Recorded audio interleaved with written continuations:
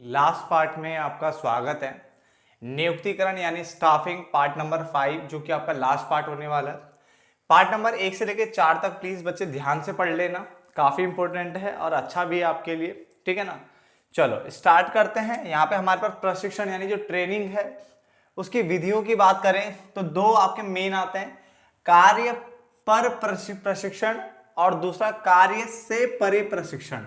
यानी कार्य पर प्रशिक्षण मतलब होता है ऑन द जॉब ट्रेनिंग, यानी जॉब करते करते ही ट्रेनिंग लेना, यानी मैं काम कर रहा हूं साथ में मुझे ट्रेनिंग मिल रही है, ठीक है ना। तो इसका मतलब ये हो गया कार्य पर प्रशिक्षण। कार्य से परे प्रशिक्षण मतलब अभी मैं जॉब नहीं कर रहा हूं और मुझे अलग से जो काम करने से पहले ही मुझे प्रशिक्षण दे दिया जा रहा है, तो इसका मतलब ऑफ द जॉब ट्रेनिंग। तो एक हो गया ऑन द जॉब ट्रेनिंग, एक हो गया of the job training. English में भी आपको इसका नाम याद करना है, क्लियर हो गया। तो मैंने कहा प्रशिक्षण की विधियां दो हैं, कार्य पर प्रशिक्षण, दूसरा कार्य से परे प्रशिक्षण, ऑन द जॉब ट्रेनिंग और ऑफ द जॉब ट्रेनिंग। इसने बोला कार्य पर प्रशिक्षण से अभिप्राय उस प्रशिक्षण विधि से है जिसका मुख्य आधार क्या है, करते हुए सीखना है, यानी काम करते हुए सीखना है। इस विधि का प्रयोग कार्यस्थल पर, यानी जहां पे आप काम करते हो, ठीक है, होता है। इसका कहां होता है प्रयोग, कार्यस्थल पर होता है। जबकि कार्य से परे प्रशिक्षण से अभिप्राय उस प्रशिक्षण विधि से है जिसका मुख्य आधार करने से पहले सीखना है, यानी अभी काम करानी है उससे पहले आपको पहले सिखाया जाएगा फिर करोगे आप, तो करने से पहले सीखने से। और इस विधि का प्रयोग कार्यस्थल से दूर किया जाता है, यानी कार्यस्थल पर नहीं होता, कार्यस्थल से दूर इसका कहीं जहां पे ट्रेनिंग सेंटर होता है वहां पे आपको ट्रेनिंग की करवाई जाती है, क्लियर।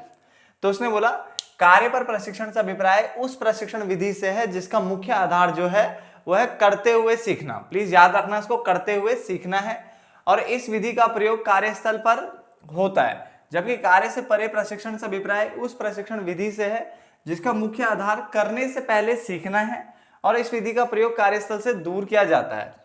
इसकी मुख्य विधियां निम्नलिखित है, अभिविन्यास प्रशिक्षण, नव सिखुआ कार्यक्रम और संयुक्त प्रशिक्षण। तीनों ही आपको अच्छे से आने चाहिए बच्चे। इसकी है प्रकोष्ठशाला प्रशिक्षण, ठीक है, इसमें एक ही पढ़ना प्रकोष्ठशाला प्रशिक्षण। तो अब ये चारों पढ़ लेते होता क्या है, ठीक है ना, क्योंकि चैप्टर बिल्कुल जरा सा रह गया, फटाफट से निपटा लेते बेटा से, नोट डाउन कर लो। अब आगे देखिए बच्चा, हमारे पास है कार्य पर प्रशिक्षण के अंदर जो हमने 3 पॉइंट पढ़ने हैं वो, और कार्य से परे प्रशिक्षण जो है उसमें 1 पॉइंट पढ़ना है, उसको पढ़ लेते हैं फटाफट से, ठीक है। तो अभिविन्यास प्रशिक्षण क्या होता है, इसका मतलब होता है अर्थात नए चुने गए कर्मचारी, यानी जो कर्मचारी आपने अभी अभी नया नया चुना है उसको जॉब से और संगठन से परिचित करवाना। क्या करवाना, परिचित करवाना है। तो इंडक्शन ट्रेनिंग कहते हैं इंग्लिश में से, ठीक है। इसका अर्थ यह होता है कि जो नए चुने गए कर्मचारी हो, जो आपने जिस कर्मचारी को अभी भी चुना है उसको जॉब से और संगठन से क्या करवाना, परिचित करवाना, उसको बताना जॉब के बारे में और संगठन के बारे में, क्लियर हो गया। चलो फिर नव सिखुआ कार्यक्रम क्या होता है, इसने बोला नव सिखुआ कार्यक्रम से अभिप्राय उस प्रशिक्षण विधि से जहां प्रशिक्षण जो प्रशिक्षणार्थी है उच्च स्तरीय कौशल प्राप्त करने के लिए, यानी जो ट्रेनी है वो उच्च स्तरीय कौशल प्राप्त करने के लिए एक विशेषज्ञ के अधीन, मतलब जो स्पेशलिस्ट होगा उस चीज में उसके अधीन काम करता है। जैसे बिजली का काम सीखना है, प्लम्बर का काम सीखना है, लोहार का काम सीखना है, इस टाइप की चीजें यहाँ पे होती है। तो उसने बोला नव सिखुआ कार्यक्रम से अभिप्राय उस प्रशिक्षण विधि से जहां जो प्रशिक्षणार्थी है यानी जो ट्रेनी है वो उच्च स्तरीय कौशल प्राप्त करने के लिए एक विशेषज्ञ यानी जो स्पेशलिस्ट है उस काम में उसके अधीन काम करता है। और इसमें जैसे किस तरह का काम सीखने को मिलेगा आपको, जैसे बिजली का काम, आप बिजली के काम में स्पेशलिस्ट बनना चाहते हो तो जो बंदा इसका स्पेशलिस्ट है उसके अंडर काम कर लो, प्लम्बर का काम हो गया, लोहार का काम हो गया, इस टाइप की चीजें। फिर संयुक्त प्रशिक्षण क्या होता है, तो संयुक्त प्रशिक्षण से अभिप्राय उस प्रशिक्षण से है जो शैक्षणिक मतलब होता है एजुकेशनल, प्लीज इंग्लिश में भी लिख लेना, शैक्षणिक मतलब हो गया एजुकेशनल, व व्यावसायिक मतलब हो गया बिजनेस। तो एजुकेशनल इंस्टीट्यूशन हो गए और बिजनेस ऑर्गेनाइजेशन हो गई। तो एजुकेशनल ऑर्गेनाइजेशन बोल लो, बिजनेस ऑर्गेनाइजेशन बोलो, तो उनके द्वारा संयुक्त रूप से मतलब एक साथ प्रदान किया जाता है। तो उसने बोला ये वो प्रशिक्षण होता है जो शैक्षणिक मतलब एजुकेशनल जो ऑर्गेनाइजेशन है, बिजनेस ऑर्गेनाइजेशन है, उनके द्वारा मिल करके ये प्रदान किया जाता है ताकि दोनों अपने सदस्यों के जो सैद्धांतिक है, ठीक है, और व्यावहारिक ज्ञान में संतुलन स्थापित कर सके, मतलब जो थियोरिटिकल आपका जो नॉलेज है और जो प्रैक्टिकल नॉलेज है उसमें अच्छा खासा सामंजस्य यानी संतुलन स्थापित कर सके। आपने देखा होगा आप चार्टर्ड अकाउंटेंट्स के अंदर, ठीक है, ये लॉयर के अंदर काम सीखते हो तो होता क्या है कि आप जब कोर्स कर रहे होते हो तो आपको थियोरिटिकल नॉलेज अच्छी खासी होती है, फिर उस थियोरिटिकल नॉलेज से काम नहीं चलता, तो आपको सीए के अंदर जो अंडर होता है वो काम करना होता है, वो आपको प्रैक्टिकल लाइफ से मतलब रूबरू करवाता है, बताता है कि प्रैक्टिकली कैसे इसको डील किया जाता है। तो इसका मतलब जो आपको जो एजुकेशनल इंस्टीट्यूशन है, एजुकेशनल ऑर्गेनाइजेशन है, वो आपको थियोरिटिकल नॉलेज देता है और बिजनेस ऑर्गेनाइजेशन आपको प्रैक्टिकल नॉलेज देता है। तो यहाँ पे ये कॉन्सेप्ट आता है। क्लियर हो गया? तो अभिविन्यास प्रशिक्षण में मैंने क्या बताया कि इसका अर्थ होता है नए चुने गए कर्मचारी को उसकी जॉब तथा संगठन से परिचित करवाना, जबकि नव सिखुआ कार्यक्रम में क्या होता है, ये प्रशिक्षण की वो विधि होती है जिसमें उच्च स्तरीय कौशल प्राप्त करने के लिए एक विशेषज्ञ के अधीन काम किया जाता है और फिर काम को सीखा जाता है। संयुक्त प्रशिक्षण में क्या होता है, जो शैक्षणिक यानी जो एजुकेशनल ऑर्गेनाइजेशन है या इंस्टीट्यूशन है और बिजनेस ऑर्गेनाइजेशन है वो संयुक्त रूप से ये आपको प्रदान करती है, जहां पे जो शैक्षणिक वाला है वो आपको सैद्धांतिक या बोलूं या फिर थियोरिटिकल नॉलेज देता है, जबकि जो व्यावसायिक है आपको प्रैक्टिकल नॉलेज देता है। तो सैद्धांतिक व व्यावहारिक ज्ञान है उसमें संतुलन स्थापित हो सके, तो इसलिए ये करा जाता है। फिर कार्य से परे प्रशिक्षण में क्या होता है, प्रकोष्ठशाला प्रशिक्षण आपको पढ़ना है। इसका अभिप्राय उस प्रशिक्षण विधि से है या पद्धति से है जिसके अंतर्गत वास्तविक कार्यस्थल से दूर, यानी आपको देखो हमने पढ़ा था कार्य से परे प्रशिक्षण में क्या बताया था कि आपको काम से पहले यानी काम करने से पहले सीखना होता है, करने से पहले सीखना होता है। तो इसका मतलब क्या हुआ कि ये कार्यस्थल पर तो होता ही नहीं है, ये भी पढ़ा था हमने, ये कार्यस्थल पर नहीं होता। तो इसमें क्या होता है कि वास्तविक कार्यस्थल से आपको दूर रखा जाएगा, लेकिन वास्तविक कार्यस्थल जैसे ही दिखने वाले स्थान पर यानी बिल्कुल उसके जैसा हूबहू उसके जैसी मशीनें वहां पे होगी, उसके जैसी चीजें होगी वहां पे, और उसके द्वारा जो बिल्कुल सेम टू सेम जैसा वो प्लेस होगा वैसे बनाया जाएगा, दिखाया जाएगा आपको। तो वहां पे जो उपकरण होंगे बिल्कुल सेम वही रहेंगे, मशीनें भी सेम रहेगी और उसके द्वारा आपको प्रशिक्षण दिया जाता है। जैसे मान लो मेरी ऑर्गेनाइजेशन है, मान लो द्वारका में, सपोज करो, तो द्वारका में मेरा मेन बिजनेस सेटअप है, मगर वहां पे जो इंप्लॉइज है उनको भेजने से पहले मैं अपने यहाँ पे मान लो करावल नगर के एरिया में या दयालपुर के एरिया में मैं उनको ट्रेनिंग देता हूँ। अब वहां पे जो मेरे द्वारका में जो मशीनें लगी है सेम मशीनें मैंने घर पे रखी है, कुछ सेम वही उपकरण मैंने घर पे रखे हैं और यहाँ पे मैं उन उपकरणों से काम करना सिखा रहा हूँ, और जैसे वो थोड़ा परफेक्टनेस आने लग जाएगी मैं उनको वहां भेज दूंगा मेन जगह पे। क्लियर है? तो इस टाइप का कॉन्सेप्ट यहाँ होता है। तो इसका अभिप्राय उस प्रशिक्षण पद्धति से है जिसके अंतर्गत वास्तविक कार्यस्थल से दूर लेकिन वास्तविक कार्यस्थल जैसे ही दिखने वाले स्थान पर स्थापित उपकरणों एवं मशीनों की मदद से प्रशिक्षण दिया जाता है यहाँ पे। क्लियर हो गया? फिर हमारा आता है विकास। विकास का अभिप्राय भावी क्रियाओं यानी भविष्य से संबंधित, भावी मतलब भविष्य से संबंधित क्रियाओं के लिए आवश्यक जो कौशल है उसको विकसित करने के लिए तैयार की गई प्रक्रिया से है। दोबारा बोल रहा हूं, विकास का अभिप्राय भावी क्रियाओं यानी भविष्य से संबंधित क्रियाओं के लिए आवश्यक जो कौशल है विकसित करने के लिए तैयार की गई प्रक्रिया से है। और मैंने ये भी बताया था कि जो विकास होता है वो एक वाइडर टर्म है, बड़ा इसका जो स्कोप है वो बड़ा है, और जो प्रशिक्षण होता है उसका स्कोप जो है छोटा है। ठीक है ना? चलो यहां तक नोट डाउन कर लीजिए फटाफट से। आगे देखिए बच्चा, कर्मचारी विकास की विशेषताएं क्या है या कर्मचारी विकास की आवश्यकता क्या है। तो एक जैसे पॉइंट लिख सकते हो, कोई दिक्कत नहीं, इसलिए मैंने 6 पॉइंट आपके लिए लिखे। ये 6 पॉइंट याद कर लो, काफी है। जैसे कर्मचारी विकास की विशेषताएं क्या है या उसकी आवश्यकता क्या है, तो भविष्य पर अधिक ध्यान केंद्रित, यानी इसका जो ध्यान होता है सबसे ज्यादा भविष्य पर, यानी भावी क्रियाओं पर ज्यादा ध्यान होता है, तो भविष्य पर अधिक ध्यान केंद्रित होता है। प्रबंधकों को अधिक उत्तरदायित्व वहन करने योग्य बनाना है कि वो अधिक उत्तरदायित्व ले सके, ऐसा बनाना प्रबंधकों को, और वो अधिक चुनौतीपूर्ण जो कार्यों के लिए क्या करना, तैयार करना, यानी प्रबंधकों को अधिक उत्तरदायित्व वहन करने योग्य बनाना और प्रबंधकों को अधिक चुनौतीपूर्ण जो कार्य होते हैं उनके लिए तैयार करना। संपूर्ण व्यक्तित्व के विकास पर जोर, यानी संपूर्ण जो व्यक्तित्व है उसके विकास पर जोर दिया जाता है।